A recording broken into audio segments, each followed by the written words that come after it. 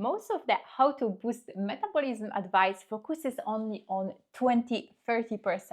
Eat more protein, exercise more, or eat more ginger. But if you still struggle with slow metabolism or excess weight, excess belly fat, you may be missing that 70%, which can be a real game changer. And today I want to share with you the complete checklist how to fix your slow metabolism so you can get the results you want effortlessly. I will start with the most important one, your hormones. Thyroid, cortisol, and insulin. Honestly, 70% of your success. And if you ignore hormone part and you just follow the standard metabolism boosting advice, honestly, you will be just getting more and more frustrated, because thyroid specifically pretty much influence your metabolism. I'm usually saying you don't have problem with slow metabolism, but most likely you have problem with slow underactive thyroid. That could be impaired as well by high cortisol and high insulin, which I will explain in a second. When I was trying to lose my belly fat, I also thought I have slow metabolism, but honestly, once I balanced my hormones, and thyroid was like a huge contributor to that, I was finally able to lose that belly fat pretty much without effort. I was actually eating more and my body naturally was burning that excess belly fat. What is interesting with thyroid or like hormones overall, that's something that doctors usually are not willing to test. Even if you go to your regular doctor, they will most likely just check TSH and FT4, which pretty much doesn't tell you much about your thyroid health. TSH is only like signaling molecule. It doesn't show you like the thyroid hormones levels. FT4 is a thyroid hormone, but it's inactive. So for fast metabolism, what you need is FT3, which is like free thyroid hormone. And also you want to make sure that your cortisol is balanced, because if you have high cortisol, that will be stealing your free thyroid hormones. Also insulin, the standard lab range is from 2 to 24, but for optimal fast metabolism,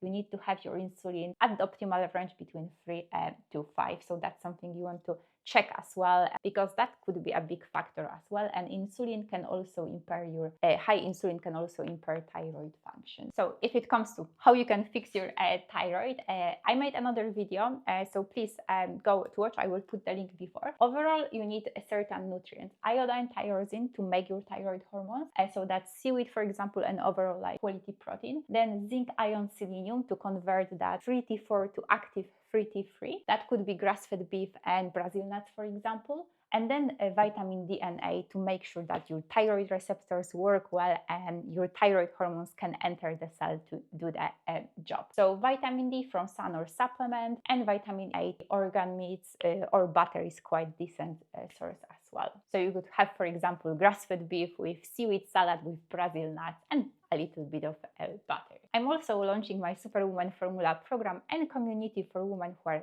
serious about the health and want proper support and holistic solution to optimize hormone health, fat loss as well, and overall peak well-being. If you would like to join, I will put the link. You can join for the waitlist and you will get notifications once everything is up and running. Then if it comes to cortisol, a Dutch test is really great to get idea and understand if you have high cortisol, if your body is metabolizing cortisol well, and overall about your total cortisol production. Alternative way, using Oura Ring or any other fitness tracker. I personally like Oura Ring because it gives like breakdown between the time you spend in a stress zone and also the time you spend in a restored zone. But anyway, cortisol is quite like a broad topic, so feel free to watch my other videos where I talk more about certain nutrients, what else you can do. But from, I would say, top 2 most impactful tips: sleep and healthy vagus nerve functions. And with sleep, is also not about the length, getting those 7–8 hours, but also quality. Like you really want to make sure you get enough of deep sleep or REM sleep. And I made here another video in terms of like evening routine that helps you unwind and make sure that that cortisol is balanced and doesn't throw your hormones out of balance. Then another big one, vagus nerve functions. So how to stimulate that vagus nerve? Simple one, cold exposure, because cold exposure also additionally helps you activate the brown fat, which helps you boost your metabolism and burn that body fat as well. But overall, cold exposure is great for activating and improving that vagus nerve function. If you don't like cold baths or cold showers, which are, I would say, the most powerful, what you can do, take the ice cube and massage side of your neck for 13 seconds, couple times a day, both sides, of course. And then breath work, also great one to stimulate that vagus nerve function. I'm sometimes using pulsetto, which is like the vagus nerve stimulating device that you wear around your neck. So I would say that's the lazy version if you don't want to think about breath work, cold dips, or any other fancy exercises. And if it comes to insulin, here also you want to be mindful about two things. Elevated insulin can be either from stress, which we like briefly covered, but also from excess carbohydrates and sugar. So for sugar, you want to aim for around 50, maybe 60 grams max of all naturally occurring sugar and refined sugars altogether. And from carbs, aim for around 150 grams, more from like the fat loss, weight loss perspective. If you exercise, of course, you can have more.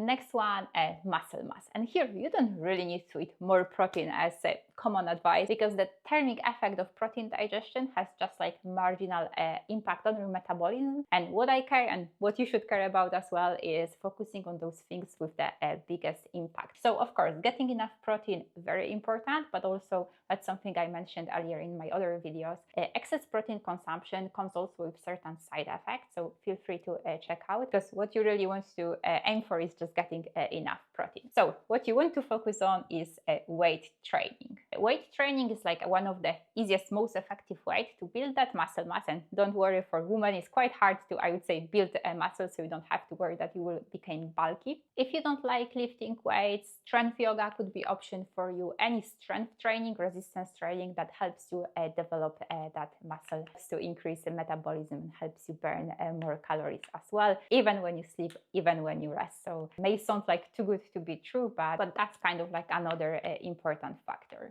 With the weight training or overall exercise from like hormone balance perspective, you also want to make sure you don't over exercise or lift too heavy, because that then can have like negative impact on your hormones and also suppress your metabolism. So what you want to aim for is for around 70% of your max heart rate during your exercise. That's kind of like sweet spot of, I would say, intensity. You can watch my other video here with do's and don'ts for exercise with hormone imbalances, but as a rule of thumb, you want to aim for that 70% of max heart rate as an estimation of the intensity of exercise. And then the last one, hydration. So you want to make sure you are well hydrated for two reasons. First of all, dehydration can increase that cortisol, which then will have impact on your thyroid metabolism and everything. Generally, you want to avoid being dehydrated. Then also drinking enough water helps you basically break down the fat cells. I'm not saying that drinking water itself will help you lose more fat, but staying hydrated is quite important. So how do you do that? Adding pink Himalayan salt to your water, like the bare minimum. If you want to go one step further, hydrogen water could be also option for you. Hydrogen water is pretty much this super water with extra hydrogen that has great anti-inflammatory, antioxidant properties. So that could be like extra nice boost when you're trying to balance your hormones, because the less inflammation, the less oxidative stress, the easier to balance those hormones and fix that slow metabolism.